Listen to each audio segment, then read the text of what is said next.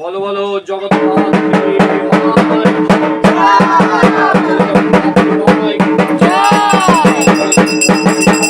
Hello সবাইকে, এটা ছিল দশমীর দিন। স্নান করে তাড়াতাড়ি চলে গেছে যে দশমীর পুজো দেখ, আসলে জলের মধ্যে মায়ের মুখটা দেখবো বলে। তারপরে দই খই মাখা খেয়ে চলে এসেছি বাড়িতে।